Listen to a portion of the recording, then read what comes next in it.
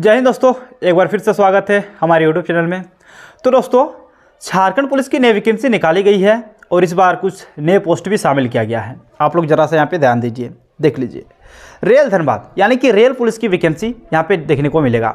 देख लीजिए, रेल धनबाद में 244 पदों पर बहाली है और इसमें सभी बच्चे अप्लाई कर सकते हैं। दोस्तों, इसमें ओबीसी का भी पोस्ट है। चलिए, एक राहत भरी सांस है, क्योंकि जो जिला पुलिस की वैकेंसी निकाली गई है उसमें धनबाद में ओबीसी का पोस्ट नहीं है, लेकिन रेल धनबाद में इसमें 244 पदों पर बहाली है। तो जो ओबीसी है, ओबीसी अनुसूची 1 वाला का 31 पोस्ट है और अनुसूची 2 वाला का 15 पोस्ट है। चलिए, एक अच्छी खबर है। उसके बाद यहाँ पे जो महिलाएं हैं उसका भी पोस्ट है। आप लोग देख लीजिए, ओबीसी का अनुसूची 1 वाला का 20 पोस्ट है महिलाओं के लिए और अनुसूची 2 वाला का 15 पोस्ट है। तो एक अच्छी बात है, ओबीसी के लिए यहाँ पे पोस्ट देखने को मिलेगा। साथ ही साथ एसटी का महिलाओं का इसमें पोस्ट है। एसटी का जो मेल कैंडिडेट है उनका इसमें पोस्ट देखने को नहीं मिलेगा।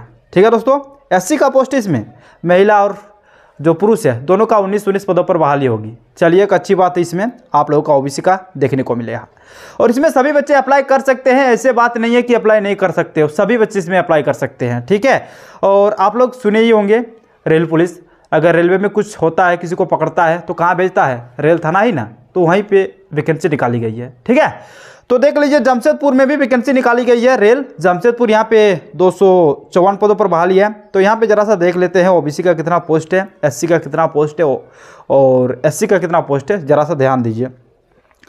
यहाँ पे जो अनारक्षित है, पुरुष के लिए बात करते हैं सबसे पहले, उसके बाद फीमेल का बात करेंगे। ठीक है, पुरुष का सबसे पहले क्लियर कर लेते हैं। जो अनारक्षित है उसका 50 पोस्ट है। अनुसूचित जनजाति यानी कि एसटी, यहाँ पे उनका होने वाला है 42 पोस्ट, यानी कि इसमें वैकेंसी है।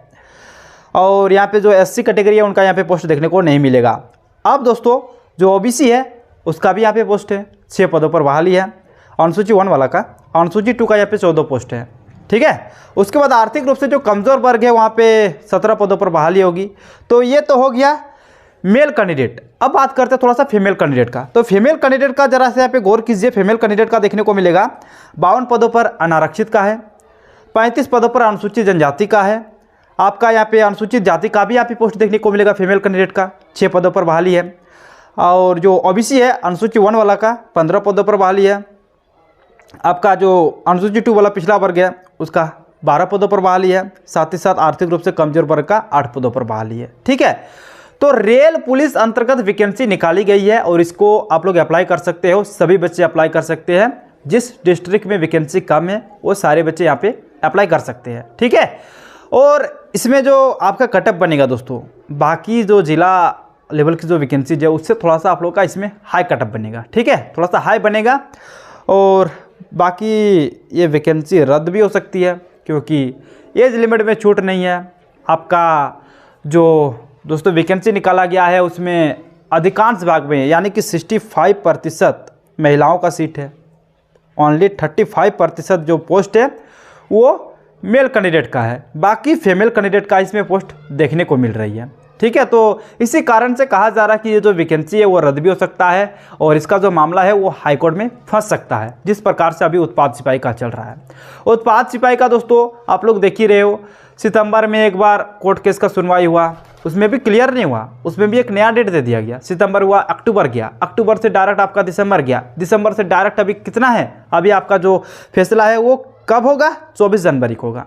अब 24 जनवरी को क्या पता है कि क्लियर हो जाएगा, वहाँ पे भी अगर नया डेट दे दिया तो इस प्रकार से दोस्तों डेट पे डेट बढ़ते जा रहा। जहाँ से कोर्ट में मामला गया तो फिर दोस्तों आप लोगों का जो वैकेंसी है वो फंस जाएगा। वैकेंसी भी कम आया है, जिस मुताबिक जैसे कि 8 वर्ष बाद ये जो वैकेंसी निकाली गई है उस हिसाब से यहाँ पे वैकेंसी भी कम है। ओनली फॉर 4,919 पदों पर बहाली निकाली गई है, यानी कि 5,000 से भी कम पदों पर बहाली है। और 8 साल बाद ये वैकेंसी आ रही है, जिसमें लगभग बच्चे का जो उम्र है वो पार हो गया है। उम्र तो रुका हुआ नहीं रहता है, भले वैकेंसी जब आए उम्र पार होते जाता है। तो जो बच्चे पहले था 20 ईयर्स का और अभी 8 साल बाद उसका वैकेंसी आ रहा, तो उसका तो ऐसे ही 28 ईयर्स हो गया, तो फिर वो किस लायक का रहा? वो तो वैकेंसी मतलब ये जो फॉर्म है वो अप्लाई नहीं कर सकते हैं। तो आप लोग सोच ही सकते हो कि अभी क्या चल रहा है। और इस बार भी जो वैकेंसी आया है ये चलेगा नहीं, ये रद्द हो जाएगा। ये वैकेंसी रद्द हो जाएगा।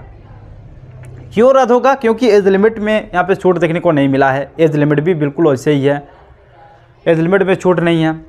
ठीक है, एज लिमिट में छूट नहीं है। उसके बाद जो पोस्ट है यहाँ पे पुरुषों का पोस्ट नहीं है, कहीं पे ओबीसी का पोस्ट नहीं है, कहीं पे एसटी का पोस्ट नहीं है। ठीक है, आप लोगों ने तो देखा ही होगा। तो इस प्रकार से आप लोग देखिए अभी क्या चल रहा है। बाकी उत्पाद सिपाही का दोस्तों बहुत सारे बच्चे कमेंट्स कर रहे हैं कि सर उत्पाद सिपाही का क्या होगा। तो उत्पाद सिपाही का जो मामला है, उत्पाद सिपाही का जो मामला है वो 24 जनवरी के बाद ही कुछ आप लोगों को बता सकते हैं, क्योंकि 24 जनवरी को इसका सुनवाई है। अब सुनवाई क्लियर होता है या नहीं होता है तो बाद की बात है, क्योंकि अभी जितना एक तो आपका दिसंबर में सुनवाई हुआ ना, दिसंबर अभी भी दिसंबर ही चल रहा है, तो 5 दिसंबर को आपका सुनवाई हुआ था। 5 दिसंबर में ओनली फॉर क्या सुनवाई हुआ? ओनली फॉर सुनवाई यही हुआ कि आखिरकार जो पहले की वैकेंसी आया था उत्पाद सिपाही का वो किस कारण से रद्द हुआ। इसी कारण से आपका जो है ना रद्द हुआ ना, तो किस कारण से उत्पाद सिपाही के वैकेंसी रद्द हुआ है उसका जवाब मांगा है, वो भी लिखित जवाब मांगा है। और वो जवाब मिल जाएगा तो फिर जो कोर्ट का मामला है वो ख़त्म हो जाएगा दोस्तों। ठीक है, वो कोर्ट का जो मामला है वो ख़त्म हो जाएगा। उसका सिर्फ यही एक कहना है कि जो पहले की जो वैकेंसी है उसको रद्द करने का कारण क्या है, उसका लिखित जवाब मांगा है जेएसएससी से। और जेएसएससी जब उसको ये जवाब दे देंगे हाई कोर्ट को, तो फिर जो आगे का काम है वो हाई कोर्ट द्वारा बताया जाएगा कि आगे क्या करना है। ठीक है, क्योंकि देख लीजिए जो उत्पाद सिपाही का बात करें ना, तो 2 बार ऐसा हो गया दोस्तों, 2 बार ऐसा हो गया। बच्चे फॉर्म भर रहे हैं, बच्चा का पैसा भी जा रहा है, टाइम भी जा रहा है, एज भी पार हो रहा है, और जो भरोसा है ना, भरोसा भी मतलब नहीं हो रहा है कि जेएसएससी के ऊपर भरोसा करना। जेएसएससी जब एग्ज़ाम कैलेंडर निकाला था तब क्या कहा था कि उत्पाद सिपाही का जो रनिंग है वो सितंबर से लेकर नवंबर तक क्लियर करा लेंगे ये रनिंग। लेकिन अभी तक तो एडमिट कार्ड छोड़िए, अभी तक फैसला ही नहीं हुआ, तो एडमिट कार्ड कहाँ से आएगा? फैसला अभी 24 जनवरी को होना है। 24 जनवरी को भी मतलब क्लियर फैसला होगा, ये आप सोच लीजिए। क्योंकि डेट पे डेट बढ़ते जा रहा है, कोर्ट में गया ना डेट पे डेट। तो फिर ये झारखंड पुलिस जो है ना, झारखंड पुलिस का भी देख लीजिए क्या हो रहा है। झारखंड पुलिस का भी मामला वैसे ही है, क्योंकि ना एज में छूट मिला है और पोस्ट भी दिया है ना, तो मतलब जो मेल कैंडिडेट है उसका पोस्ट ही नहीं है। इस बार वैकेंसी फीमेल कैंडिडेट का निकाला गया है, ये तो क्लियर है, क्योंकि 65% जो पोस्ट है वो फीमेल कैंडिडेट का है। बाकी जो मेल कैंडिडेट है उसका 35 पोस्ट निकाला गया है।